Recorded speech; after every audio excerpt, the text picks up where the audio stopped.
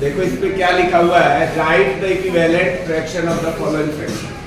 मतलब एक फ्रैक्शन दिया है और उसके इक्विवेलेंट बहुत सारे क्या लिख रहे हैं, फ्रैक्शन लिख रहे हैं। ठीक है, तो 3/5 है पहला। अब इक्विवेलेंट फ्रैक्शन लिखने के लिए तुम लोग को मालूम है, जब इसमें कुछ नहीं लिखा है कि डिनोमिनेटर कितना होना चाहिए, न्यूमरेटर कितना होना चाहिए, जैसे कि इधर के क्वेश्चन में दिया हुआ है। ठीक है, कि न्यूमरेटर जो है इसमें डिनोमिनेटर है 270, इसमें दे रखा है कि न्यूमरेटर 35 होना चाहिए, तो ऐसा इसमें कुछ नहीं लिखा है। ठीक है, और केवल तुमको इक्विवेलेंट फ्रैक्शन लिख देना। तो यहाँ पे करने का तरीका ये होता है कि इसमें हम लोग क्या करते हैं, ये इसका सॉल्यूशन इधर बता देता हूँ। इसका सॉल्यूशन जो है यहाँ पे क्वेश्चन नंबर ए है, तो 3/5 है। फिर यहाँ पर फ्रैक्शन लिखने के बाद इक्वल का साइन लगाएंगे। तुम लोग भी लगाए हो ये स्टेप, तो ठीक है। उसके बाद डायरेक्ट आंसर लिख दिए हो तुम लोग। जैसे यहाँ पे लिख दिया किसी ने 6/10 लिख दिया या कुछ भी, तो वैसे लिख दिया, केवल आंसर नहीं लिखना है। ठीक है, आया कहाँ से वो लिखना है। जैसे अगर हम क्या करें, न्यूमरेटर में 2 से 1 से क्यों नहीं मल्टीप्लाई करते हैं, कोई बताएगा? 1 से करने पे कोई फर्क पड़ेगा ही नहीं। 3 1 जा 3, 5 1 जा 5, 3/5 का 3/5 भी रह जाएगा। तो इसलिए उसको 1 से मल्टीप्लाई नहीं करते। अब 1 के अलावा किसी भी टर्म से, यानी 2 से, 3 से, 4 से, 5 से, 10 से, किसी भी नंबर से क्या करना है, न्यूमरेटर और डिनोमिनेटर दोनों में क्या करना है, मल्टीप्लाई करना है।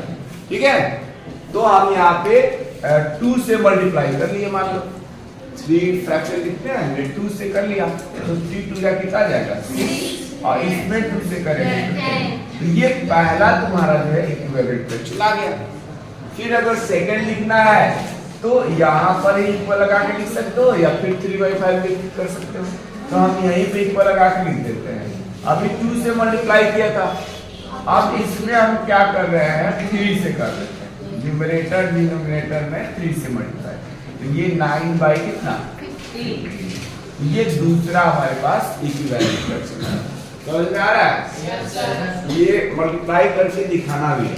और फिर तीसरा लिखना है, तो 3/5 है, इसमें मान लेते हैं 4 से कर दिया, तो इसमें भी 4 से ही करना है।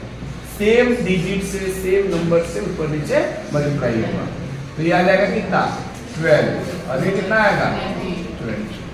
तो देयरफॉर यहाँ लिखेंगे 3 इक्विवेलेंट फ्रैक्शन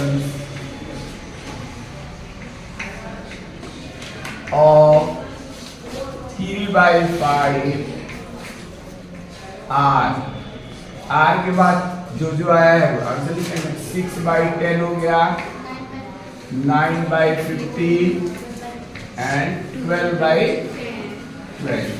तो ये हमारे पास आंसर है। समझ में आया? ऐसे लिखना है कि ये कहाँ से आया, कैसे तुम्हारा ये आंसर आ गया, नहीं तो कोई भी देख के लिख ले। ठीक है, ये तुम्हारा प्रॉपर मेथड हुआ। इसमें कोई दिक्कत किसी को? बाकी इसी तरह से लिख लेना है। अब नेक्स्ट हमारा जो है क्वेश्चन नंबर 2 बताते हैं।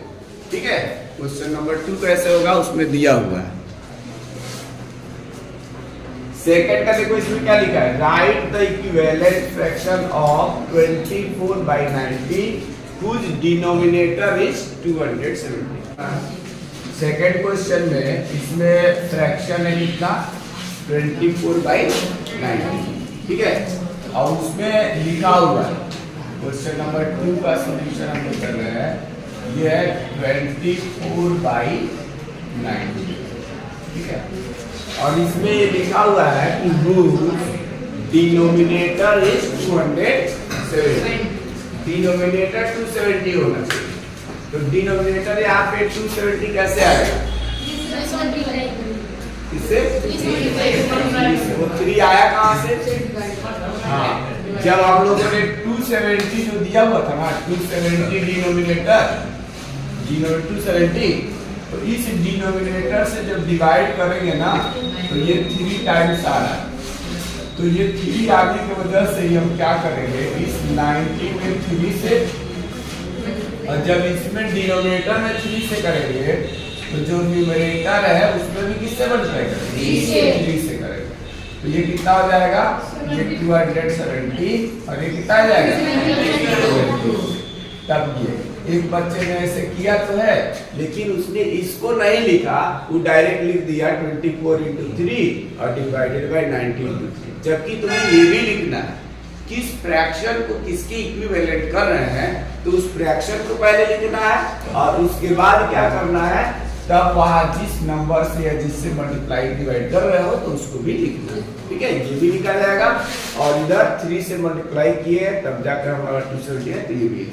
और वो कहाँ से आया, कैसे आया, तो मैंने उसका मेथड बताया। जितना हमें डिनोमिनेटर लाना था उसमें इस डिनोमिनेटर से डिवाइड किया तो 3 आया, इसलिए 3 से ही करेंगे। नेक्स्ट क्वेश्चन है क्वेश्चन नंबर 3। क्वेश्चन नंबर 3 में क्या दिया है, इसमें right the equivalent fraction of 7/9 whose numerator is 35। तो 35 क्या लाना है इस बार, न्यूमरेटर। तो न्यूमरेटर लाना है, न्यूमरेटर उसमें कितना दिया हुआ है, 7 है ना, तो 7 है और लाना है उसको कितना, 35।